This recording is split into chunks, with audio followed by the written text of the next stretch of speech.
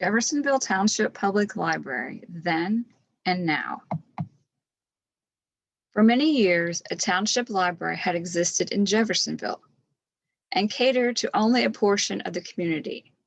It was in the trustee's office, normally a place where men loafed and smoked and discussed issues of the day. These circumstances discouraged the use of the library by women and had no materials for children, so it held little attraction to young people. Not having a library that all the citizens felt comfortable using was a frustrating issue for 8 Jeffersonville women's literary clubs. In 1897, they decided to do something about it, and spearheading this movement was Hannah Zuloff, president of the Young Ladies Literary Club. She asked each women's club in the city to send 2 representatives to a meeting she held at Bertha Poindexter's home to discuss the formation of a township library. Also present was Judge John F. Reed, whose presence was critical. He discovered an 1852 state law that permits citizens of any township to form a library association and asked the Board of County Commissioners to transfer the existing township library to their care. Once they had raised a subscription fund of $1,000, the ladies went door to door and asked $5 donations, and by November 1897, they had raised $1,230, proving there was an interest in the township library. On November 13, 1897, the Jeffersonville Township Public Library Association was formed. They had to wait until the current trustee's term expired on December 1, 1900, to take over the township library.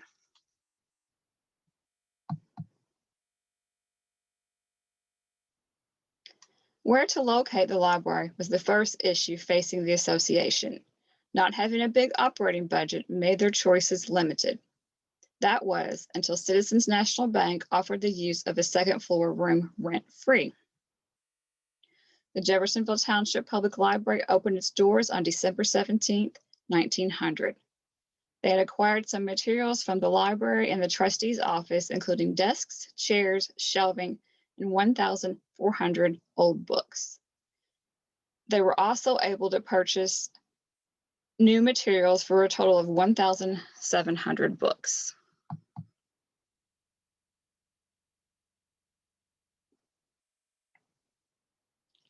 This is the list of the first board of directors. These were the people that had a hand in getting the library formed.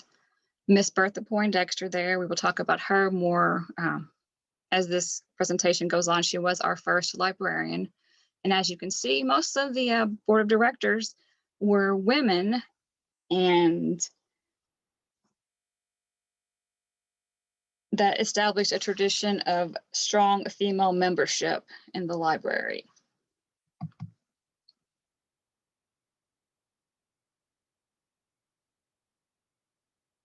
Any township voter could become a patron of the library for annual dues of $1. That is about $30 in 2020. The library used the dues to expand the collection. A tax levy of 1 cent on each $100 worth of property assessed in the township gave the library around $550 operating budget. I'm not sure if that was just for that 1 year or if that continued on through the years. As mentioned, the first librarian was Miss Bertha Poindexter. Her monthly salary was $20, which is about $619 in 2020. Her first priority was to classify the collection according to the Dewey Decimal System. In order to finish this, she had to have all the library materials returned to the library. Many of the books were still in circulation when the library moved to its new location. An ad was placed in the local newspaper, the Evening News, requesting all library materials be returned so they can be cataloged. The collection was placed on the shelves after the cataloging was finished, except for the works of fiction. These Miss Poindexter kept in a closed area under her control. She had very high standards and thought fiction lacked literary merit. Her goal was to instill the readers an appreciation for good literature. She was able to grow the collection by 600 volumes. And by 1903, 600 volumes in 1903, and by 1904, the collection had 3,160 volumes, and by 1904, there were 1,400 borrowers' cards. With this growth, the library needed to expand. Ms. Zuloff took the initiative to ask Andrew Carnegie for money. She sent a letter requesting $15,000. Unfortunately, she died before the reply was received, but a letter did come in February 1902, and Carnegie offered his assistance. In December that same year, the City Council passed an ordinance donating Warder Park, the southern half of the block bounded by Court Avenue and Spring Street, to the Jeffersonville Township Public Library. This was a very prominent location designed as a park by Thomas Jefferson's original plan for Jeffersonville. With the funds and the land secured, it was now time to find an architect to draw up the plans for the library. Arthur Loomis, a citizen of Jeffersonville and leading architect of the late 19th century and early 20th century, was chosen. Loomis had designed the Citizens National Bank where the library currently was being housed. Loomis's plans for the library were approved on July 29, 1903, and construction began shortly thereafter.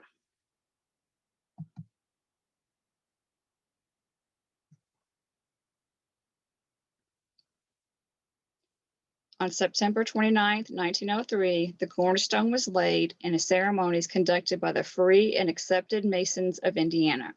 Grand Master William English presided, and Reverend Enoch Powell, pastor of the First Christian Church in Louisville, delivered the principal address.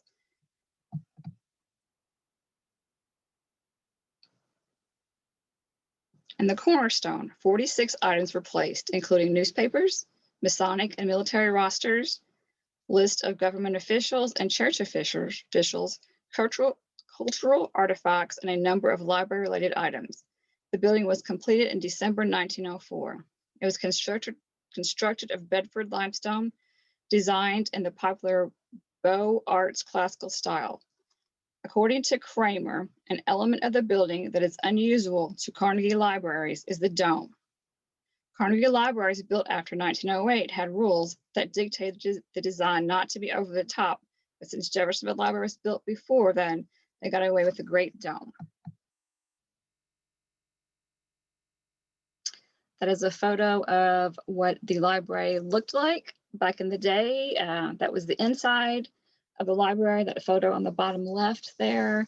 And that photo on the right is what it currently looks like. Unfortunately, we were unable to get into the library, the Carnegie Library, to take any more recent photos. The Bertha Poindexter years. No history of the Jeffersonville Township Public Library would be complete without a mention of Bertha Poindexter, the first librarian and quite possibly the most influential librarian of Jeffersonville. After the move to the new Carnegie Library, Miss Poindexter continued her work, and over the next quarter century, she became as much a symbol of the library as the building and books it housed.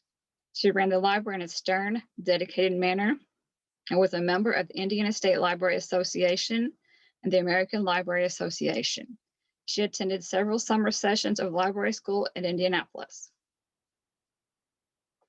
She served 2 separate terms as a librarian. The first was from 1900 through February 1919, when an illness forced her to leave. Miss Isaac Palmer Caldwell, aka Sarah Doyle, took over until the fall of 1920, when she was offered a job as a librarian at the North Vernon Public Library in Jennings County, Indiana. By that time, Miss Poindexter was well enough to come back to work. She agreed to fill the position only temporarily, but served until her retirement in 1936. Aided by the generous donation of the Zuloff family, the library was able to add many volumes to the collection. A highlight of Miss Poindexter's first term was the library's support of the American troops in World War I. In July 1917, Indiana Public Library Commission requested books and money to start a permanent library at Fort Benjamin Harrison in Indianapolis. The Jeffersonville Library donated more than 100 volumes and $14 in cash. The American Library Association issued a call for books for soldiers, and the library organized a book drive through local public schools and community groups and collected 1,131 volumes. During her second term, she established library stations at 2 township schools that were run by 8th grade girls who were paid a small sum. The stations were helpful in getting library materials to rural areas. 13,191 books circulated during 1930-1931 school year. Unfortunately, the stations were closed due to the financial crisis caused by the Great Depression. But once the New Deal came along, there were opportunities for students to work at the library in Jeffersonville. Congress created the Works Program Administration in 1935, and a subsidiary of the organization was the National Youth Administration that had employment opportunities for teenagers. The Jeffersonville National Youth Administration was located next to the library and offered several teenage girls part-time jobs. Even with financial issues created by the Depression, the library continued to maintain and even expand most of its services during the Poindexter administration.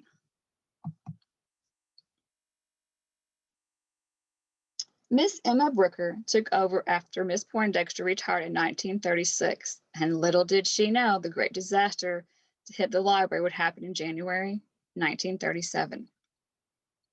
The waters of the Ohio River ripped through the streets of Jeffersonville and reached the top of the front door of the library. The entire library collection was destroyed, sparing only a few reference books that were moved to the 3rd floor. The flood also destroyed the Library Association's original bylaws and many of the items pertaining to the history of the library and the community. The library was closed for many months after the flood. Miss Brooker was determined to replace all the collection and reopen the library. Working with the Indiana State Library, they sought donations of books and money to replace the destroyed material. Donations came pouring in from nearly every state in the country. The library reopened December 1937, just in time for an influx of new residents. The start of World War II brought new residents to the area with jobs at the Indiana Ordnance Works in Charleston, Indiana, Jeffersonville Boat and Machine Company, and other defense industries. With a substantial increase in residents came an increase in library patrons and circulation. The downside was that wartime shortages made it difficult to acquire new books, so new strict borrowing rules were enacted. The library stayed open during the war and helped new residents feel welcome. 1945 through 1960. These 2 decades saw many changes to the library. After the war, there was a tremendous population and economic growth in Jeffersonville and Jeffersonville Township. This growth took a toll on the library, collection, and facilities. Between 1945 and 1960, the trustees and librarians took measures to expand and improve services. One of the first things that was done was to convert the Library Association into a library district. This meant all members of the association board stepped down and a 7-member library board was created. The township continued to grow, and one area that grew rapidly was Clarksville, an area in the western section of the township. The library saw a need to better serve that area of the township and opened a branch library October 1955 at 304 West Stansford Avenue. It remained at this location until it relocated to 523 Eastern Boulevard in the heart of the community's busiest areas. That is not where the library is currently located. This branch had limited services and a collection of only 2,100 books, but it represented an effort to expand library services outside the main library. The post-war period saw a rapid turnover in librarians. Miss Brooker, who had seen the library through Great Depression, 37 flood, and World War II, stepped down in 1948 and took another position at the library. Oscar Everett took over after her and helped the library expand to Clarksville. He stayed until June 1951 and was replaced by F. Fitzhugh Dade, who lasted less than 20 months.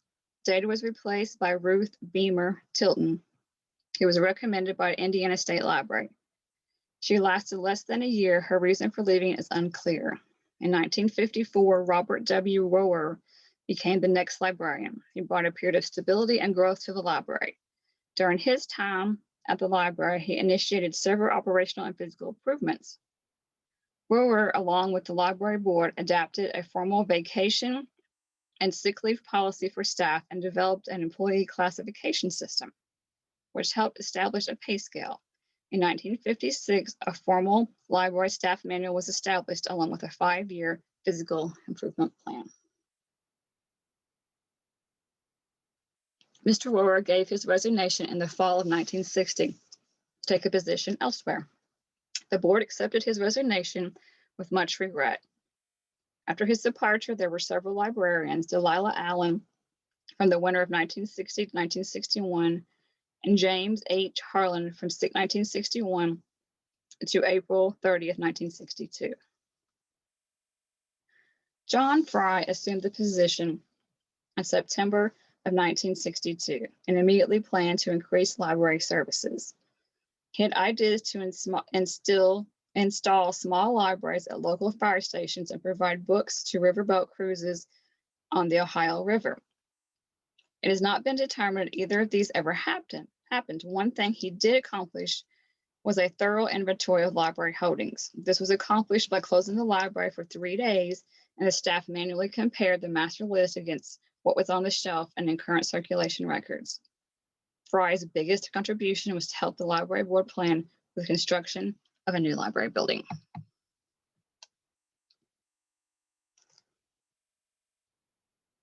Fry soon found out that the library had no room for expansion.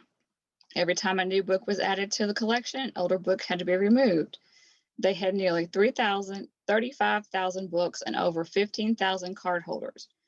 There were only 4 full-time staff, including Fry, a children's librarian, circulation librarian, and a clerk. And there were also part-time staff that constituted a cataloger, custodian, and 5 pages. The Clarksville Library now housed 8,000 books, and the township was rapidly growing. Local schools were expanding, and sources of knowledge were in high demand as people wanted information on topics they had seen on television and through media. The collection could not be expanded without increasing space, so the library board and Fry made a case for a new library. The committee was formed to study the report of the library's needs in early 1964. What they found was when comparing their findings against the standards of the American Library Association was the library budget was inadequate, the collection staff too small, and the facility could not expand to provide services necessary to serve a growing community. The conclusion of the board was to focus on a new main library. In 1964, Fry left to take a position at the Louisville Free Public Library before the expansion committee submitted its report. He was replaced by Patricia Goheen. Her time at the library was brief, but while she was there, the library board continued to study the needs of the library and hired an architectural firm to begin designing the new library building. Goheen left in October 1965 after only 15 months on the job, and Fry came back to replace her.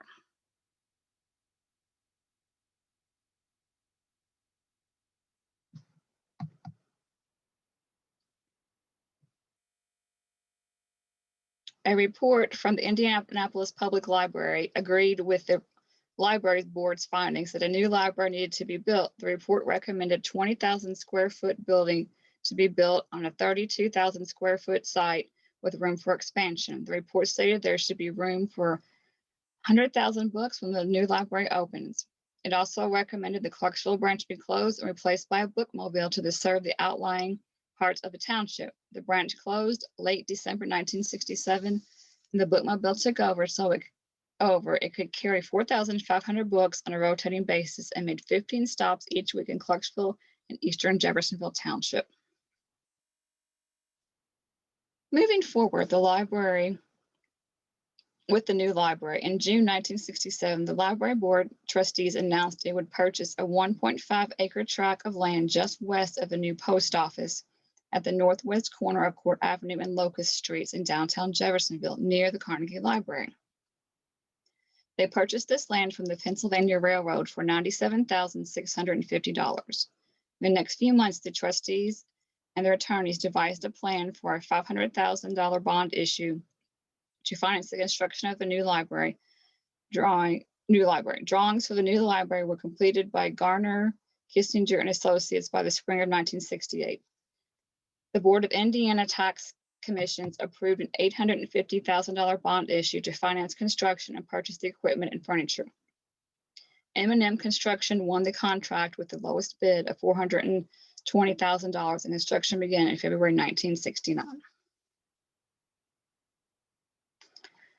The library was finished in March 1970. On March 7th, the library began moving the materials to the new building. The new library opened March 11th and was completed at a cost of $715,000. The first Saturday the library was open, they served over 1,000 people. Fry continued to increase the collection. By the time the new library was dedicated, the collection numbered over 54,000 volumes, an increase from 11,000 since 1966, and the budget grew to $140,000 in 1970. He began to purchase large print books for the needs of patrons with vision problems. According to Kramer, Fry also wanted to expand the library's local history collection by asking for donations of old letters, businesses, and government records, newspapers, genealogies, family histories, and other archival materials. After all these changes, Fry announced his resignation effective June 1st. His reason for leaving was cited as an inability to reach satisfactory salary agreement with the Board of Trustees. After Fry left, there were several directors, and by September 1973, Shelley Yoder was appointed director. She brought a period of stability and progress to the library. Under her leadership, the collection grew from nearly 82,000 to over 110,000 volumes and more than 97,000 titles. She promoted professional development and encouraged staff to continue their education and to attend library conferences and workshops. She had librarians visit local schools to promote bookmobiles and offered a bookmobile story for children. Yoder submitted her resignation in November 1977 after the birth of her first child, but stayed in the position until someone else could replace her. In March 1978, Sue Ellen Stultz accepted the position. She had been a librarian at Indiana University Southeast. She began her new position by overseeing a renovation of the lower level of the library, which involved creating a community room, public restrooms, an elevator, and a kitchenette for preparing refreshments for library programs and use by library staff. This remodel was completed in November 1979. In May 1979, the Board of Trustees approved the creation of the Friends of the Library, a volunteer group to conduct fundraising and community outreach programs. Around this time, they also voted to discontinue the bookmobile due to it becoming increasingly costly to maintain. Although Schultz had made great progress during the time of the library, issues developed between her and the library staff. This was possibly due to her background as an academic librarian and not really understanding the goals of a public library. By 1980, the issues had become intolerable and she resigned in June. Yoder was appointed interim director until a new director was found. In April 1981, William Bill Bolte was hired as director. He had a master's degree in library science from the University of Kentucky. He served as an elementary school librarian in Hopkinsville, Kentucky. He also served as head librarian for Hopkinsville Christian County Public Library for a year. He became the director of the Bowling Green Public Library in 1972 and served for 6 years. He came to the Jeffersonville Township Public Library with a mission to provide public service to all age groups and just to serve the diversity of backgrounds and occupations of people using the library. Bolte believed libraries should be more than a place where books are stored. They should be educational resources that allows patrons to quickly access information using all available forms of technology.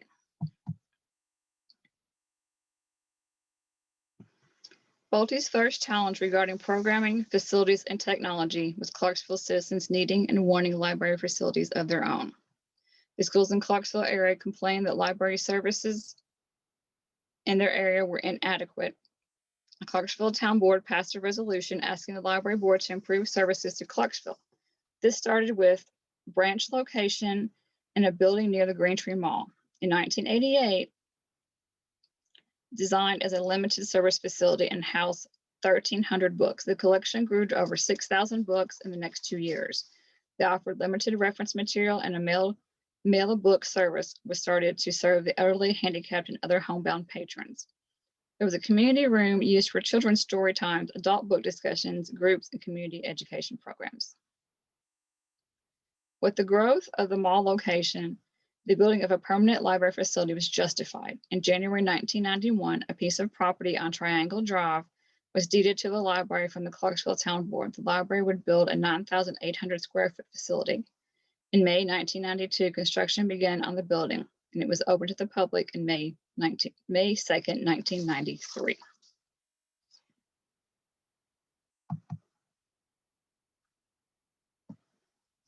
The next task for Bolte and the library board was to bring the library into the electronic information age. When Bolte first came to the library in 1981, America was in the middle of an information revolution driven by innovations in computers, telecommunications, and technology applications. In order for the library to stay relevant, they would have to adopt new technologies. The automation process began in 1984 after the Board of Trustees adopted the concept of automating its facilities when it was financially possible. During the mid-1980s, the library participated in the Indiana Youth Resources Information Network, a project by the Indiana Cooperative Library Service Authority. They provided software and equipment to establish community resources, information base in selected communities. They brought the age of technology and information databases to the library and brought the need for library staff to learn how to use database software and providing locally based information. In the late 1980s, the library installed hardware, computers, and software to automate the circulation and online catalog functions. The process was completed in 1989 with the implementation of an online public access catalog, also known as OPAC. The board made major capital investments to keep pace with the emerging technology developments. With the opening of the Clarksville branch in 1992, the library expanded its entire computer system, which was operating at a near capacity and couldn't support new software. The upgrades improved internal library operations and expanded facilities and services for patron use. The development of technology in the 1990s was helped along by legislation passed by the Indiana General Assembly. The legislation established a library capital project fund that allowed a library district to establish a fund for capital projects, including purchases, lease, maintenance, and repair of equipment, including computers and software. The Indiana Technological Fund was founded in 1995, and it offered grants to local libraries for technology projects. The library secured a grant, and along with other grants from local agencies, the library was able to finance a succession of major technological improvements. By 1999, the library was in transition from printed books to a new technological era of non-print media, telecommunications, and online information services.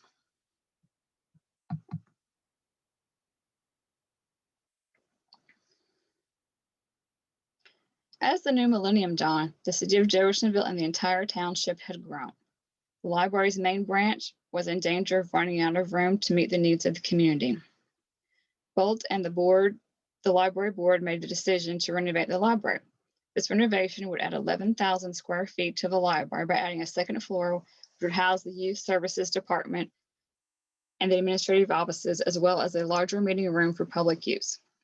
The construction began in January 2004, which meant the library had to find a place to operate while the construction took place. They were able to occupy a building owned by the Census Bureau while the construction was completed. The project took over 3 years to complete, and the new library opened in January 2007. In 2008, Bolte announced his retirement after 27 years and was replaced by Libby Pollard. Pollard was the assistant director at a local library and came with many years of library experience. Pollard was director from 2008 until her retirement in late 2019. During her time with the library, the Clarksville location received a significant remodel after 27 years. The remodel included an addition to the building, which added 2 meeting rooms as well as study rooms and self-checkout stations. The use of the self-checkout stations required RFID tags to be placed on the library materials for an added element of security. The new addition and other upgrades were finished in January 2019.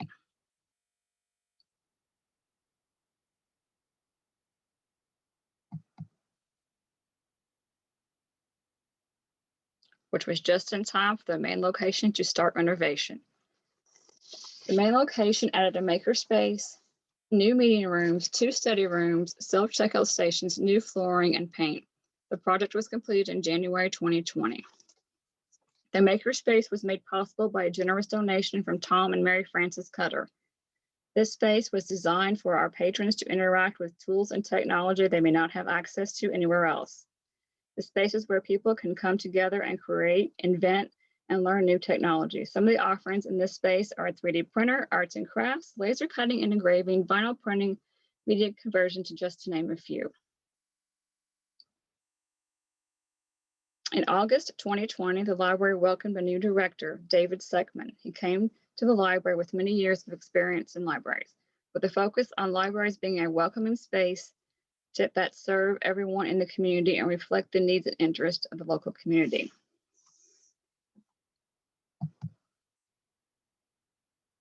In March 2020, brought unexpected challenges for the library. A global pandemic of COVID-19 coronavirus began sweeping through the United States. The state of Indiana implemented a stay-at-home order, forcing the library to completely shut down for several weeks. In the weeks that followed, the library was allowed to offer library materials through curbside pickup in order to help continuing to serve the community. Being closed to the public presented issues, but it also gave the library a chance to take advantage of virtual formats, not only for library materials, but for programming. They were able to offer children's story times, book clubs, book reviews, which helped the community still feel connected to the library.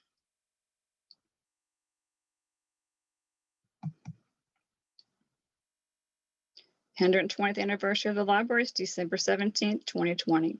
As you can see from its history, it will continue to enrich the community and keep up with emerging technology for many more years. Hannah Zuloff and Bertha Poindexter will be proud of how well the library has progressed. From remaining open during the Great Depression, surviving the 37 flood, helping with the war effort during World War I and II, to today's issues of homelessness, the opioid crisis, and staying relevant with new technologies, while still offering print material. The library is a space everyone in the community is welcome. The library is a center for lifelong learning and creativity, as well as a place where the free exchange of ideas can take place with courtesy and respect. This is a list of all of our library directors. I have not been able to find photos for most of them, but what I have been able to find will be posted at the library along with other photos and artifacts dealing with the library's history. Thank you.